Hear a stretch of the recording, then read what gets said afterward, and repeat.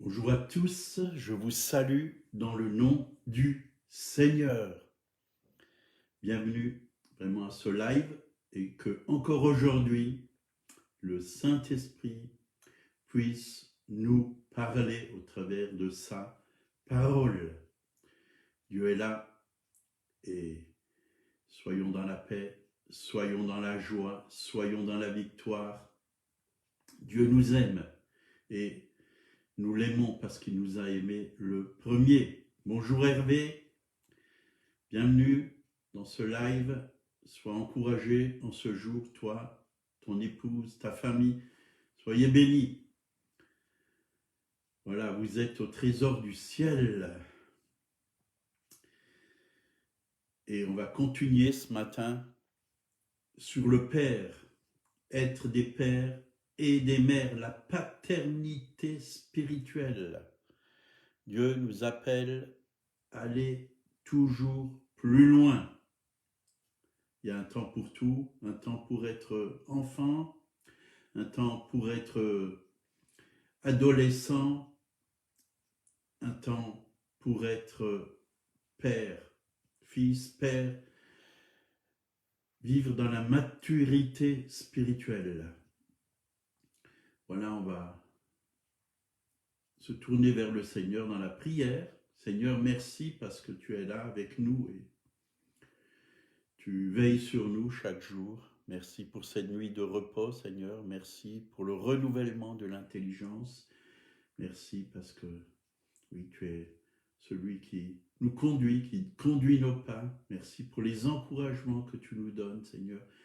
Merci aussi pour ce temps merveilleux, oui, sur l'Alsace aujourd'hui. Ça va monter à 24 degrés. C'est une grâce pour ce soleil, Seigneur, oui. Merci pour cette nature qui se réveille aussi. Alléluia. Nous aussi, Seigneur, nous voulons être comme cette nature, nous réveiller, oui, oui, bourgeonner, oui, fleurir, mais aussi porter du fruit. Parce que tu nous appelles à porter beaucoup de fruits au nom de Jésus. Amen. Voilà, bonjour à Bernard Dérivé et à sa famille. Que la joie, la paix règne dans vos cœurs. Voilà, la paternité spirituelle, c'est à 100% biblique. On peut voir ça dans la parole de Dieu. Et on va prendre 1 Thessaloniciens, chapitre 1, verset 1. Là, il nous a dit, Paul et Sylvain et Timothée à l'église des Thessaloniciens, qui est en Dieu le Père et en Jésus-Christ le Seigneur. Que la grâce et la paix vous soient données. Donc l'épître aux Thessaloniciens a été écrite par Paul, Sylvain et Timothée. Ils étaient tous les trois des pères spirituels.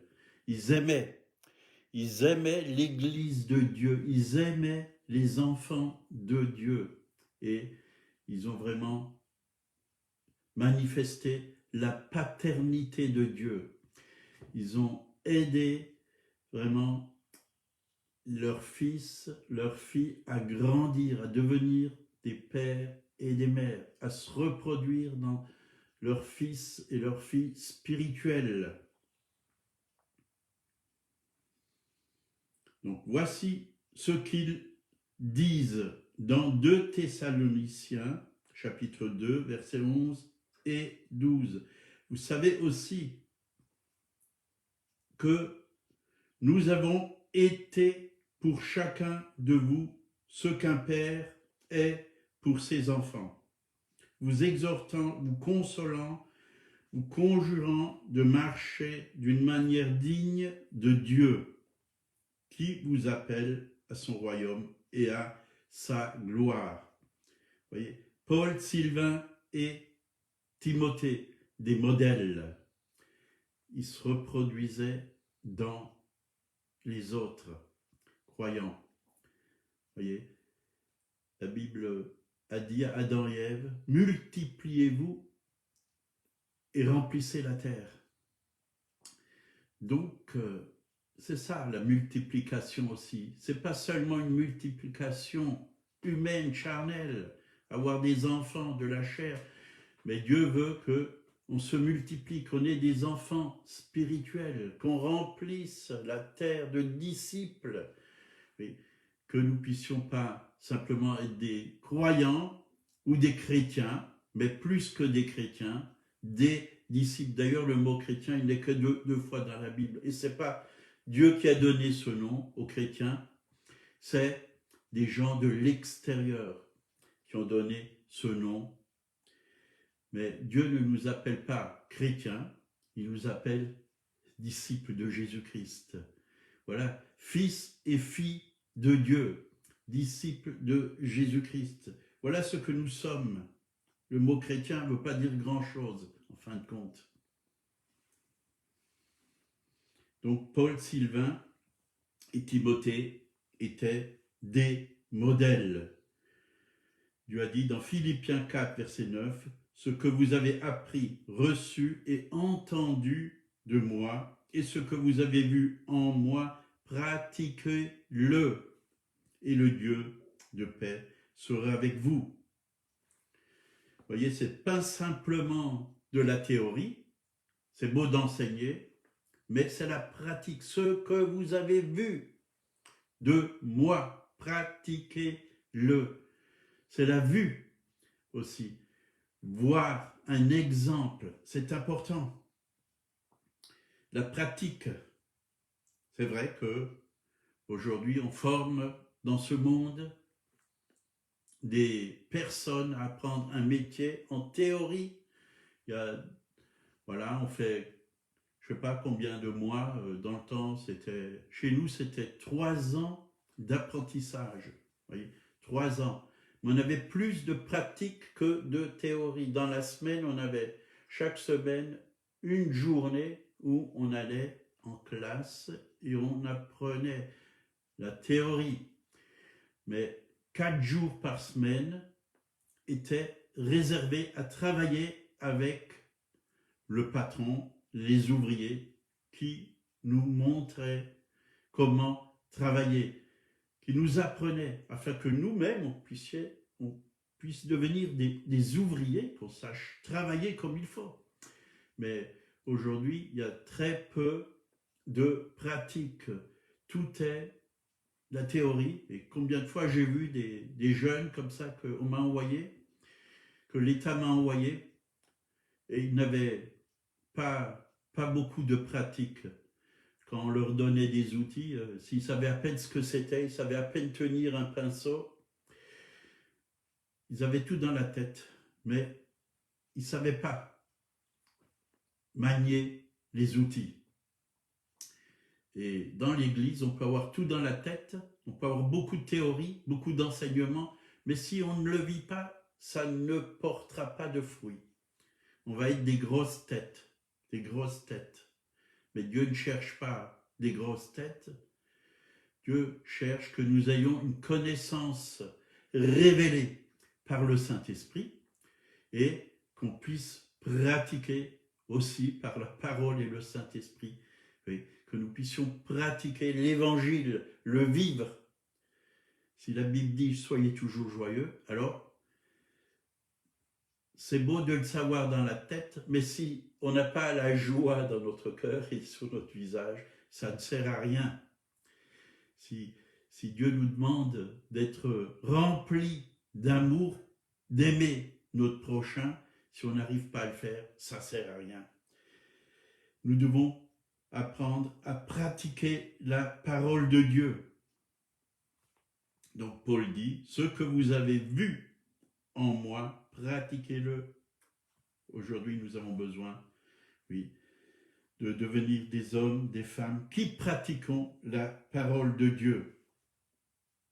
Donc, dans la première église, la filiation spirituelle était réelle. Timothée 2 Timothée, chapitre 1, verset 2. À Timothée, mon enfant bien-aimé. Vous voyez, rien que ces paroles, l'apôtre Paul, il disait à Timothée, mon enfant bien-aimé. Il savait, Timothée savait qu'il était bien-aimé par Paul. Mais avant tout, il savait qu'il était bien-aimé par le Seigneur. Nous sommes avant tout les bien-aimés de Jésus. Et quand on se sent bien-aimé de Jésus, quand on sait qu'on est bien-aimé de Dieu, du Père, de Jésus, du Saint-Esprit, parce que le Saint-Esprit nous aime aussi, alors on peut aussi aimer, bien aimer les autres, ceux qui sont autour de nous, mon bien-aimé.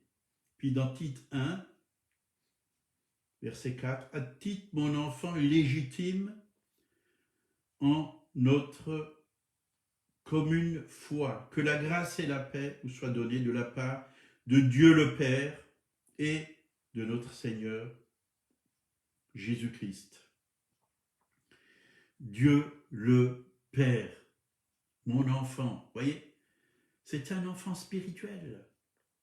C'est quelqu'un qu'il s'occupait. Il s'occupait de lui. Il l'aimait. Il lui apprenait. Donc, il doit y avoir une relation père-fils qui doit être établie. C'est très important cela. Vous voyez, on n'est pas simplement des personnes comme dans une entreprise où on donne des ordres et il faut absolument exécuter les ordres. Il n'y a pas d'amour, il faut simplement produire, il faut que ça rapporte. C'est pas ça l'Église. L'Église, c'est une question de cœur à cœur. Ça se passe avec le cœur. C'est une question d'amour. Quand on forme quelqu'un dans l'amour, quand on dit à quelqu'un quelque chose dans l'amour, quand on redresse quelqu'un dans l'amour, ça porte du fruit parce que la personne sait que c'est pour son bien.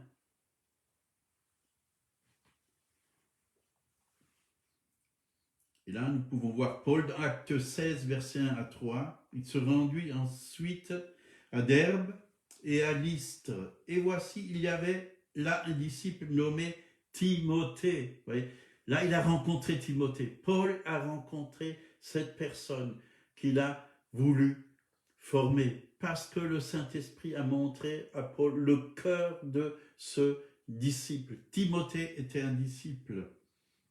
Timothée, fils d'une femme juive fidèle, voyez, et d'un père grec. Les frères de Lystre et d'Icône rendaient de lui un bon témoignage. Il avait un bon témoignage.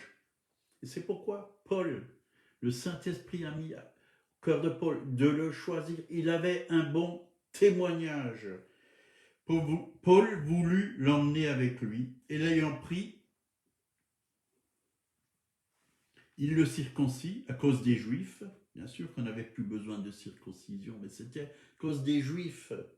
Dans le temps, il y avait ses disciples, beaucoup de Juifs, à cause des Juifs qui étaient dans ce lieu-là, car tous savaient que son père était grec. Là, nous voyons que Paul l'a choisi pour l'emmener avec lui. Paul est allé à Derbe et à Lystre. Il y avait un disciple nommé Timothée. Timothée était un disciple. C'était quelqu'un qui avait le désir d'apprendre. Est-ce que vous avez le désir d'apprendre? Je pense que oui, si vous êtes sur ce live, c'est que vous avez faim, c'est que vous avez soif, c'est que vous voulez aller plus loin avec le Seigneur. Mais parfois, on peut perdre ce désir, oui, parce qu'on se relâche et on voit trop les problèmes autour de nous, on voit trop ce qui ne va pas, même dans les assemblées, dans les églises. Mais je vous encourage à ne pas baisser les bras, à lever déjà vos yeux, tournez les yeux vers le Seigneur et rayonnez de joie. C'est un chant, c'est bon de le chanter, parce que lui, quand il y a du désespoir, il nous redonne de l'espoir. Il nous redonne la dynamite. Dynamite. Il nous donne du punch. On est encore au mois de mars. Mars et ça repart. c'est une pub.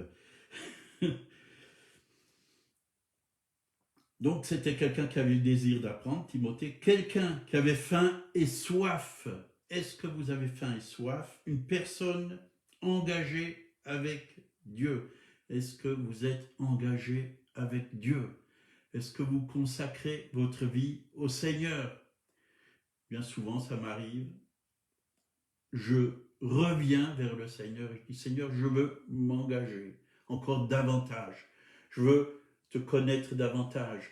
Je veux te donner tout de ma personne. Je veux pas que ça soit moi qui prenne le dessus, mais je veux que ça soit toi qui prenne le dessus, que tu sois le maître, que tu sois le Seigneur de ma vie, que tu diriges ma vie, que j'aille pas où moi j'ai envie d'aller, mais que j'aille où toi tu veux que j'aille, que tu mettes les personnes que toi tu veux mettre sur mon chemin pour que je puisse leur apporter ta parole, pour que je puisse leur apporter un témoignage vivant. Et Dieu est en train de le faire chaque jour, hier, avant-hier. Il y a toujours quelqu'un qui vient, qui nous appelle, je peux venir, je peux vous faire une visite, puis on parle, on prie ensemble, on s'encourage. Dieu le fait. Ou parfois c'est des gens qui ne connaissent pas le Seigneur, qu'on peut emmener au Seigneur. Dieu le fait chaque jour.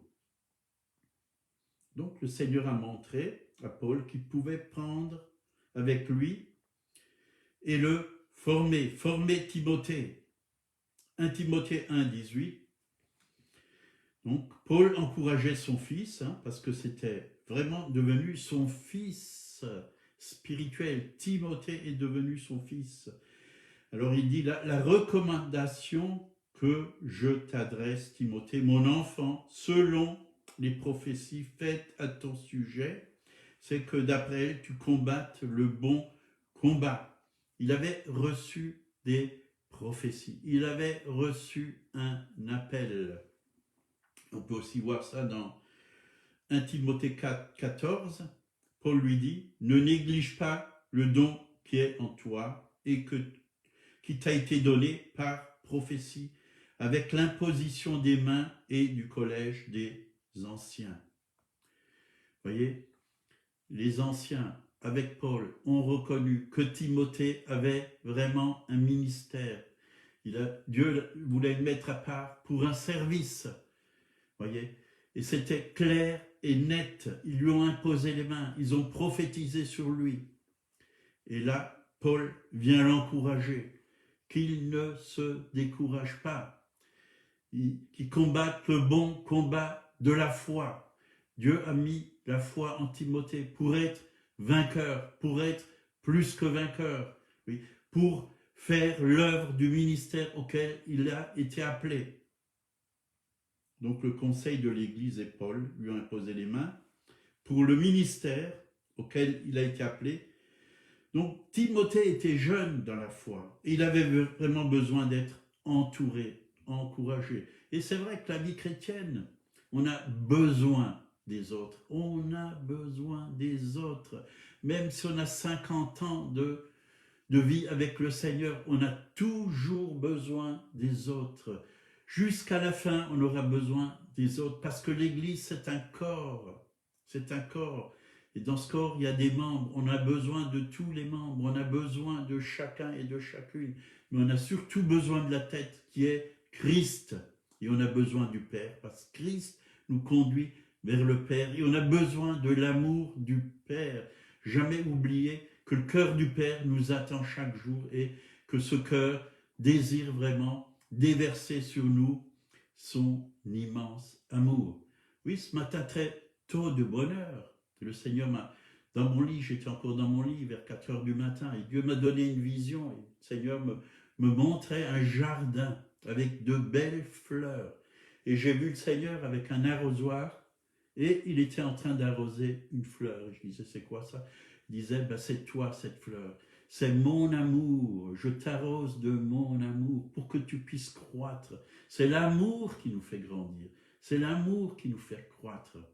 Et les fleurs, elles sentent bon devant le Seigneur parce que c'est lui qui les a plantées.